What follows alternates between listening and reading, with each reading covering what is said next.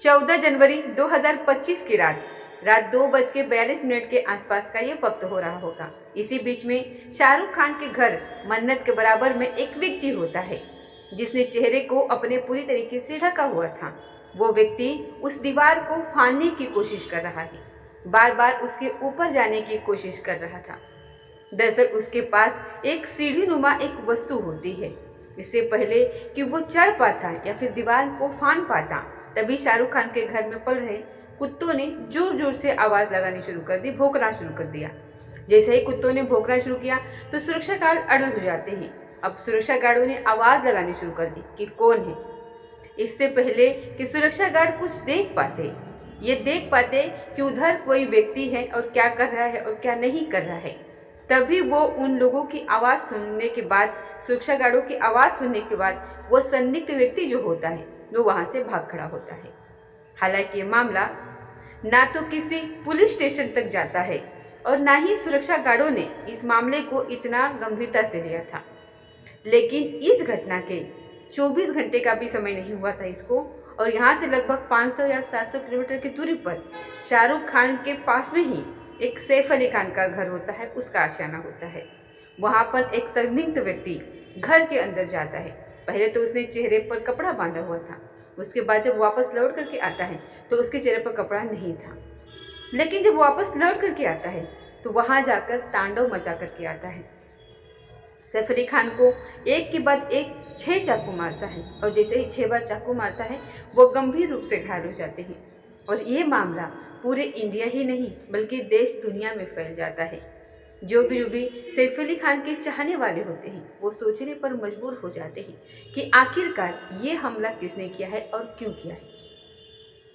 दरअसल भारत की सबसे ज़्यादा तेज तर्रार माने जाने वाली मुंबई की पुलिस इस घटनाक्रम के जांच पड़ताल में जुट गई है। 20 से ज़्यादा टीम और उसमें भी काबिल ऑफिसर ये पता लगाने में जुट चुके हैं कि आखिरकार वो हमलावर कौन था। लेकिन उस तक अभी पुलिस पहुंची नहीं है और पुलिस के हाथ अभी खाली हैं। लेकिन हम आज के कहानी के माध्यम से ये जानने की कोशिश करेंगे कि आखिरकार वो था कौन। नमस्कार, स्वागत है आपका हमारे चैनल पर। आज की जो सच्ची घटना मैं आपको सुनाने जा रही हूँ, ये सच्ची घटना है महाराष्ट्र प्रदेश की राजधानी मुंबई की बेंद्रा थाना इलाके की। यहाँ पर एक अपार्टमेंट होता है जिसका नाम सदगुरु शरण अपार्टमेंट होता है। 12वें माले की बात है। फिल्म अभिनेता सैफ अली खान का वो फ्लैट होता है। वो अपने पूरे परिवार के साथ वहाँ पर रहते हैं। करीना कपूर भी रहती हैं, साथ ही उनके बच्चे भी वहाँ पर रहते हैं। जो उनका छोटा बेटा होता है जिसका नाम जय होता है, उर्फ जहांगीर खान भी उसको कहा जाता है। उसकी देखरेख करने वाली, उसको पालने वाली जो उसकी मेड होती है जिसका नाम अरियामा उर्फ लीमा होता है, उम्र लगभग उसकी 56 साल के आसपास होती है। वो 16 जनवरी 2025 को बेंद्रा पुलिस स्टेशन जाती है और जाकर के बताती है कि 15 जनवरी 2025 की रात लगभग 11 बजे के आसपास का ये वाक़या रहा होगा। उन्होंने छोटे वाले बेटे जिसका नाम जय होता है, जय को जो भी खाना वाना होता है उसको खिला करके, दूध जो पिलाना होता है उसको पिलाने के बाद उसको सुला देती है। सुलाने के बाद वो भी जाकर के अपना आराम करने लगती है। लेकिन जैसे ही रात के 2 बजते हैं, यानी कि 16 जनवरी 2025 की रात 2 बजे के आसपास का ये वक्त रहा होगा। इसी बीच में घर से कुछ आहट की आवाज़ आती है, और जैसे ही आहट की आवाज़ आती है उनकी आँख खुल जाती है। उनकी आँख खुलती है और आँख खोल के देखती हैं तो जो जय का कमरा होता है, उस कमरे की जो बाथरूम होता है वहाँ की लाइट जली हुई होती है। उसको ऐसा लगता है कि जैसे करीना कपूर शायद अपने बच्चे को देखने के लिए आई है कि वो ठीक से सो रहा है या फिर नहीं सो रहा है। लेकिन उन्हें लगता है कि कहीं ऐसा ना हो कि मायरा नाराज़ हो जाए, इसलिए वो भी उठ के रेडी हो जाती है और वो बाथरूम की तरफ जैसे ही जाने की कोशिश कर रही थी तो बाथरूम के अंदर से उनको एक ऐसी परछाई नज़र आती है जो परछाई एकदम अनजानी होती है। इससे पहले उन्होंने इस परछाई को नहीं देखा था क्योंकि ऐसा कोई व्यक्ति घर के अंदर था ही नहीं। अब इससे पहले कि वो उसे आवाज़ लगाती, वो परछाई वाला जो व्यक्ति होता है वो साक्षात एकदम से बाथरूम से निकल करके बाहर आ जाता है और बाहर निकलते ही उसके हाथ में एक में डंडा होता है और दूसरे हाथ में उसके चाकू होता है। अब उसने जय की तरफ बढ़ने की कोशिश की, तभी वो जो मेड होती है जिसका नाम अरियाना उर्फ लीमा होता है, उम्र लगभग 56 साल के आसपास उसकी होती है, वो बच्चे की सुरक्षा को देखते हुए तुरंत बच्चे के पास पहुंच जाती है। वहां जाने के बाद एकदम से हाथ लगा के खड़ी हो जाती है कि आगे बढ़ने की कोशिश मत करना। अब जैसे ही वो एकदम घबराई हुई होती है, उस व्यक्ति ने जिसके हाथ में चाकू है, डंडा है, तो वो भी आगे बढ़ने की कोशिश कर रहा था, लेकिन मैडम उसको, मेड जो होती है उसने उसको रोकने की कोशिश करी। तभी उसने चाकू निकाला तो जैसे मेड की आवाज़ निकलने लगती है, वो चीखने की कोशिश करने लगती है उसे देख करके। तभी वो व्यक्ति कहता है कि अगर तुमने चीखने की कोशिश की तो मुझे मजबूरन तुम पर हाथ चलाना पड़ेगा। इस तरीके की बात होती है तो वो एकदम से शांत हो जाती है वहाँ पर। शांत, इससे पहले कि वो शांत होती, लेकिन उस घर में एक और मेड होती है जो बड़े वाले बेटे यानी कि तैमूर के हिफाजत के लिए उसकी खान पीन, उसका सब कुछ तैयारी वगैरह करने के लिए रखी होती है। 2 मेड होती है जो अलग अलग बच्चों के लिए दोनों मेड होती है, जिसका नाम चूनू होता है। चूनू की जैसे ही आंखें खुलती है तो वो ये सब देख करके उसकी चीख निकल आती है, इससे पहले कि और कुछ हो जाता। तभी यहाँ पर वो चीख सुन के सैफ अली खान और करीना कपूर तक एक चीखों की आवाज़ पहुँच जाती है, यानी कि मेड है जो उसकी, सैफ अली खान की जो मेड है उसकी आवाज़ सैफ अली खान और करीना कपूर तक पहुँच जाती है। वो दौड़ करके आ जाते हैं। इससे पहले कि वो दौड़ करके आते यहाँ पर उससे पूछा जाता है कि तुम क्या चाहते हो, यहाँ क्यों आए हो। तभी उसने डिमांड करी थी कि मुझे 1 करोड़ रुपये चाहिए। अब 1 करोड़ रुपये की बात वो अपनी कह ही पाता है। सैफ अली खान आ जाते हैं और कहते हैं कि तुम शांत रहो, बिल्कुल भी परेशान होने की ज़रूरत नहीं है, जो भी बात है आराम से, इम्तिनान से, तसल्ली से करेंगे। वो उससे बातचीत करने की कोशिश कर रहे थे।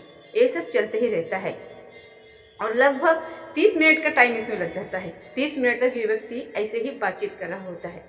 इसी बीच में वो लीमा पर हमला कर देता है और लीमा को बचाने के लिए जैसे ही सैफ अली खान आगे कदम बढ़ाते हैं, तुरंत ही उन्होंने उनके गर्दन पर यानी कि राइट साइड में वो चाकू मार देता है और उसके बाद फिर 2 हाथ में चाकू मार देता है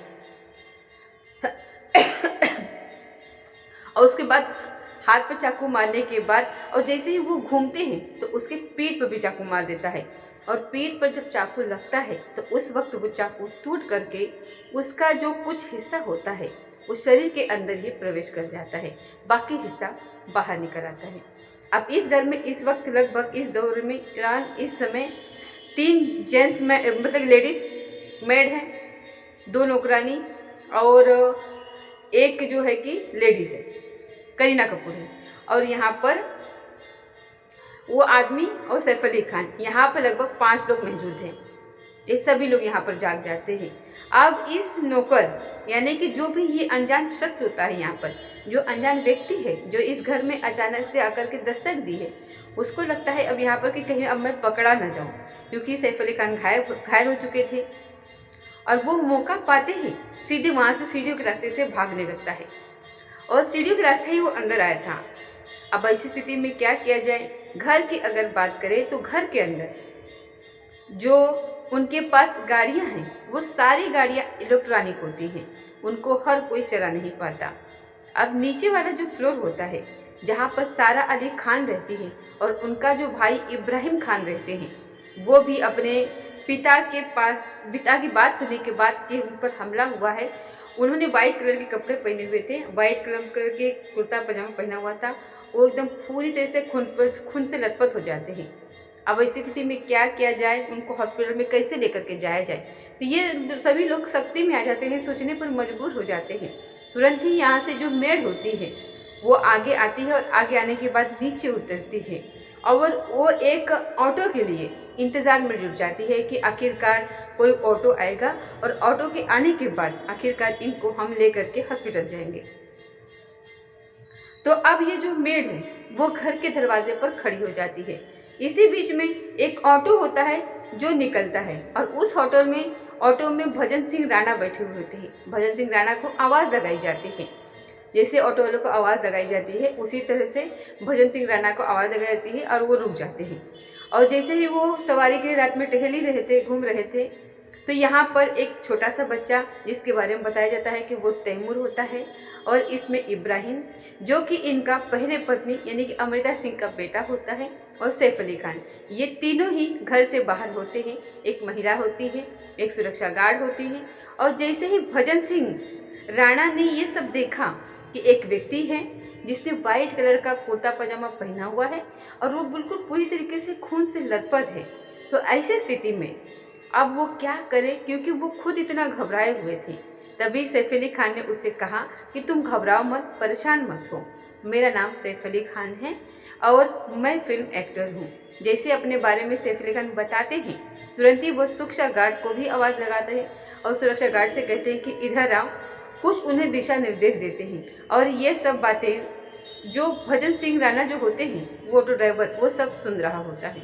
इसी बीच में एक दो महिलाएं उस गाड़ी में बैठती हैं और साथ ही इब्राहिम बैठ जाते हैं, तैमूर बैठ जाता है और सैफ अली खान भी बैठ जाते हैं।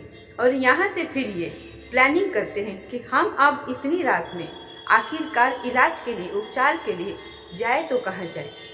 तो जैसे ही ये उपचार वाली बात आती है तो एक होली फैमिली, वहाँ पर एक मशहूर हॉस्पिटल है, वहाँ का भी नाम आता है, और एक लीलावती हॉस्पिटल होता है, उसका भी नाम आता है। फिर वो लोग कहते हैं कि एक काम करते हैं कि हम यहाँ थोड़े डिस्टेंस पर एक लीलावती हॉस्पिटल है, वो वहाँ पर जाएंगे, क्योंकि होली फैमिली थोड़ा दूर था और वहाँ पर जाने में देर हो जाएगी तो मामला गड़बड़ा सकता है, क्योंकि चोट ज़्यादा लग चुकी थी और खून से पूरे तरह से लथपथ थे।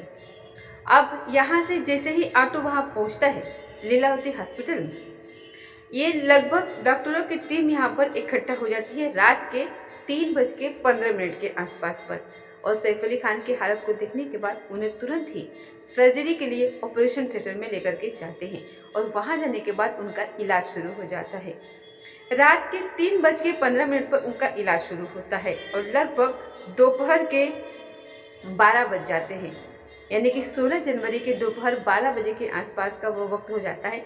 5-6 घंटे के आसपास उनका उपचार जब चलता है तो यहाँ पर 2 उनके ऑपरेशन होते हैं, एक सर्जरी होती है, और सर्जरी होने के बाद ये थोड़ा सा डॉक्टरों की टीम इम्तिहान करती है, क्योंकि उनके हाथ में 2 जगह गंभीर चोट लगी हुई थी। गर्दन पर भी उनकी गंभीर चोट लगी हुई थी राइट साइड में, और साथ ही उनकी जो पीठ थी, जो पीठ पर जो चाकू टूट करके अंदर फंस गया था, वो रीढ़ की हड्डी से बिल्कुल एकदम करीब था। यदि रीढ़ की हड्डी से 2 सेंटीमीटर या फिर 2 मिलीमीटर भी एकदम करीब होता तो शायद बताया जाता है कि वो रीढ़ की हड्डी को डैमेज कर सकता था। इससे सैफ अली खान को बहुत बड़ा नुकसान हो सकता था। लेकिन ये बताते हैं यहाँ पर कि कुदरत का करिश्मा था, शायद वो बच गए, और नहीं तो बहुत बड़ा हादसा हो सकता था। डॉक्टरों ने भी यहाँ पर राहत की सांस ली और 6 घंटे के बाद उनको आईसीयू में भर्ती करा दिया गया। और आईसीयू में भर्ती कराने के बाद 17 जनवरी 2025 को उन्होंने फिर इनको एक अपार्टमेंट में भर्ती करा दिया, और स्पेशल वार्ड में भर्ती कराने के बाद बताया जाता है कि लगभग 2 या 3 दिन यहाँ पर ये रहेंगे, और उसके बाद कम से कम 2 सप्ताह तक ये बेड रेस्ट पर रहेंगे। और उसके बाद फिर जैसे पहले इनकी दिनचर्या होती थी, जैसे प्रैक्टिस किया करते थे, जो भी भागा दौड़ी करते थे, वो सब नॉर्मल ये कर सकते हैं। लेकिन अब सबसे बड़ी बात ये है कि आखिरकार इस घटनाक्रम को अंजाम किसने दिया। अब एक लिमा ही है जिसे जानती है, जिसने जाकर के घटनास्थल पे जाकर के पुलिस स्टेशन में जाकर के फिर सब कुछ कहानी बताती है। पुलिस अलर्ट होती है और थाने में एफआईआर दर्ज कर ली जाती है मेड के आधार पर, मेड की शिकायत के आधार पर। अब पुलिस इस मामले की जांच पड़ताल में जुटती है। 2 अलग अलग सीसीटीवी कैमरे जब खंगाले जाते हैं तो उस सीसीटीवी कैमरे में खंगालने के बाद ये पता चलता है कि ये जो सदगुरु अपार्टमेंट है, इस अपार्टमेंट में जो संदिग्ध व्यक्ति आया हुआ होता है वो रात 1:67 पर और 6वें माले पर ये कैद हुआ था, ऊपर जाता हुआ।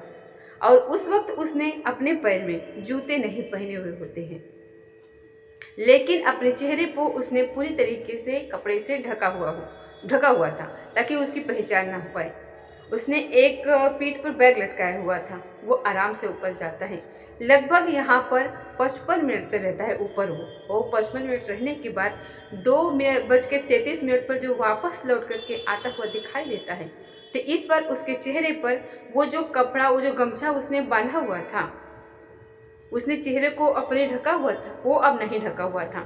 शायद जल्दबाजी में उसे ये सब करने का मौका नहीं मिला हो, लेकिन भागने के लिए उसने जाते हुए शूज़ नहीं पहने थे, लेकिन वापस में बताते हैं कि वो शूज़ उसने पहन रखे थे वापस आते हुए, और यहाँ से आराम से वो उतर जाता है। और यहाँ से 55 मिनट के टाइम लगा था इसको इस बिल्डिंग में जाते हुए, मतलब कि 55 मिनट का अंतराल रहता है ऊपर जाने में आने में।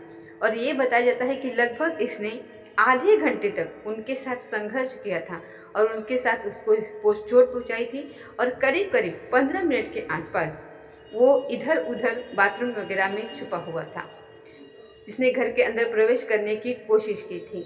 हालांकि पुलिस की 20 टीमें हैं जो उस व्यक्ति को ढूंढने में जुट जाती है, उसकी कदकाठी जैसा। ऐसे ही जब पुलिस की टीम शाहरुख खान के घर के आसपास इलाके के भी सीसीटीवी कैमरे की खंगालने की कोशिश करती है, तो एक संदिग्ध व्यक्ति दिखाई देता है जो 14 जनवरी 2025 की रात लगभग 2:45 के आसपास जो शाहरुख खान के घर के अंदर झांकने की कोशिश कर रहा था। लेकिन उनके जो कुत्ते होते हैं, जो उनके घर में पल रहे होते हैं, जब उन्होंने जोर जोर से भौंकना शुरू किया, तो वो संदिग्ध व्यक्ति जिसने अपने चेहरे को ढक रखा था, वो वहाँ से भाग निकलता है। उसकी कदकाठी और जो सैफ अली खान के घर में प्रवेश करता है, उसकी कदकाठी एक जैसी दिखाई देती है। ऐसा लग रहा था कि पहले उसने शाहरुख खान के घर में घुसने की कोशिश की, लेकिन वहाँ वो अंदर प्रवेश नहीं कर पाता है, और वो अगले दिन यानी कि ठीक 24 घंटे के बाद वो सैफ अली खान के घर में चला जाता है, और वो उनको बहुत बड़ी संख्या में, बड़ी मात्रा में उनको नुकसान पहुंचा करके आता है। उनको बहुत ज़्यादा नुकसान हो सकता था, लेकिन ये ठीक, मतलब कि नसीब उनका अच्छा था कि उनकी हालत में अब सुधार थी।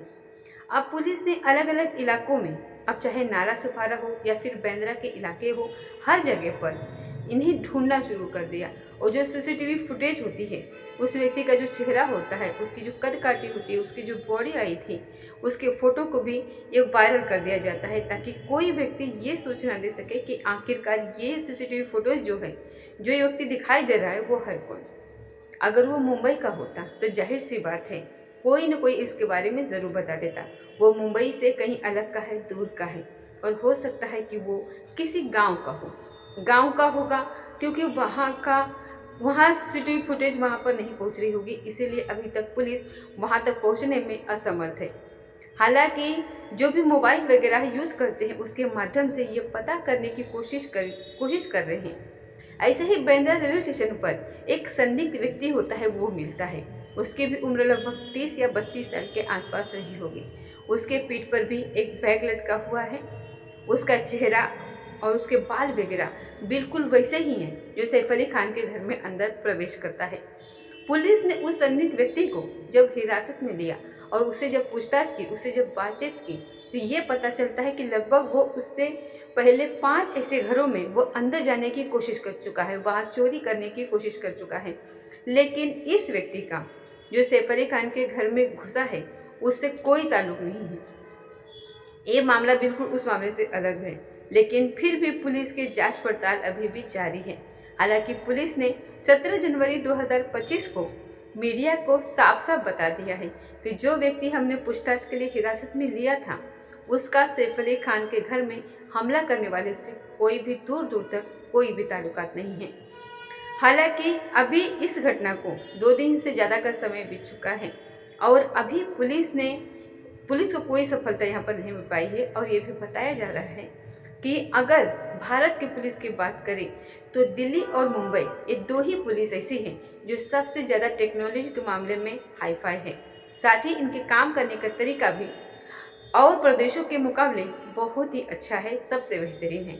लेकिन ये पुलिस भी अभी तक उस जो संदिग्ध व्यक्ति है जिसने सैफ अली खान पर हमला किया है, वहाँ तक पहुँच नहीं पाई है।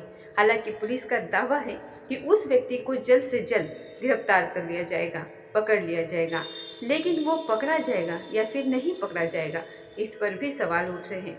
साथ ही जिस तरीके के सोशल मीडिया पर अलग अलग मामले चल रहे हैं, जैसे कि अभी पिछले दिनों इस घटना से लगभग 15 या 20 दिन पहले की बात है। मुरादाबाद के यूनिवर्सिटी के अंदर एक राष्ट्रीय कवि इस तरीके का बयानबाजी देते हैं सैफ अली खान के बच्चों को लेकर के, और वह मामला भी इस मामले से जोड़ करके देखा जा रहा है कि उस राष्ट्रीय कवि से इन्फ्लुएंस होकर के कोई व्यक्ति इनके घर में तो नहीं पहुंच गया है। उसको कह रहे हैं कि चोरी का मामला है। अब ये चोरी का मामला है, ये व्यक्ति है या फिर कुछ और मामला है। कुछ लोगों ने यहाँ तक भी कहना शुरू कर दिया है कि जिस तरीके से लॉरेंस बिश्नोई के जो लोग हैं वो हमले कर रहे हैं, जैसे पिछले दिनों सलमान खान के घर पर फायरिंग होती है और उसके बाद बाबा सिद्दीकी जो कि पूर्व मंत्री रहे हैं महाराष्ट्र सरकार के अंदर, उनकी हत्या कर दी जाती है। अब सैफ अली खान के घर पर हमला हो जाता है। तो ये कहीं ना कहीं जो पुलिस की कार्यप्रणाली है, उनकी जो एक खुफिया एजेंसी है जो काम करती है, वो उसको लेकर के कई तरीके के सवाल खड़े कर रहे हैं। अब ऐसी स्थिति में मुंबई पुलिस की बहुत ही बड़ी जिम्मेदारी खड़ी हो जाती है। उन पर बहुत ज़्यादा प्रेशर बढ़ जाता है कि कोई भी है वो व्यक्ति उसको बहुत जल्द से जल्द पकड़ करके गिरफ्तार करे, और गिरफ्तार करने के बाद ये मीडिया को बताना और मीडिया के माध्यम से पूरे समाज, पूरी दुनिया को बताना कि यहाँ सब कुछ अब ठीक चल रहा है। हालांकि उनके जो गृह मंत्री है, जो मंत्री वगैरह है, उनका नाम तो हमें नहीं मालूम, लेकिन उन्होंने दावा किया है कि ये अंडरवर्ल्ड का काम नहीं है और ना ही कभी सैफ अली खान ने अपनी जान को खतरा बताया था। दोस्तों, इस पूरे घटनाक्रम को सुनाने का उद्देश्य किसी को परेशान करना नहीं है, किसी को दिल दुखाना नहीं है, बल्कि आपको जागरूक करना है, आपको सचेत करना है। जिस तरीके से मीडिया के कुछ लोगों ने ये बोलना शुरू कर दिया है कि लॉरेंस बिश्नोई के लोगों ने ही शायद इस तरीके का हमला किया है। लॉरेंस बिश्नोई के अभी तक जितने भी मामले हुए हैं उसमें किसी की अगर हत्या हुई, किसी पर अगर फायरिंग हुई, तो उनके पास आधुनिक हथियार होते हैं। ऐसा हथियार नहीं होता है कि किसी के शरीर में मारा जाए और उसका चाकू टूट करके 2 हिस्सों में बढ़ जाए। जिसको निकाला भी गया उसकी भी फोटो काफ़ी वायरल हो रही है। तो इसमें लॉरेंस बिश्नोई का तो हाथ बिल्कुल साफ नहीं है। यही दावा किया जा रहा है कि जो भी ये व्यक्ति है जिसने 1 करोड़ रुपए की डिमांड करी थी, कहीं ना कहीं ये चोरी करने के इरादे से आया था और उसे लग रहा था कि अगर बच्चे को टॉर्चर करेगा तो शायद वो डर की वजह से उनको पैसे दे देंगे। लेकिन उसे जब लगा कि घर के ज़्यादातर सदस्य अब जाग चुके हैं तो वो इतना डर जाता है कि वो अपनी जान बचाने की वजह से वहाँ से वो हमला कर देता है और उसने सैफ अली खान गंभीर रूप से घायल हो जाते हैं। तो इसमें लॉरेंस बिश्नोई का कोई हाथ नहीं है, ये साफ यहाँ पर मतलब कि साबित हो चुका है कि यहाँ पर लॉरेंस बिश्नोई को जो हमला करने वाले व्यक्ति होते हैं वो यहाँ पर नहीं है। वो एक साधारण सा व्यक्ति है जो कि चोरी करने के इरादे से उनके घर पर घुसा था और अपने डर की वजह से वो उन पर हमला कर बैठता है। और आगे क्या कुछ होगा, जो भी आगे इसकी अपडेट आती है हम अपने माध्यम से आपको बताने की पूरी कोशिश करेंगे। तो ये थी आज की सच्ची घटना। मिलते हैं अगली किसी सच्ची घटना के साथ, तब तक जय हिंद, जय भारत।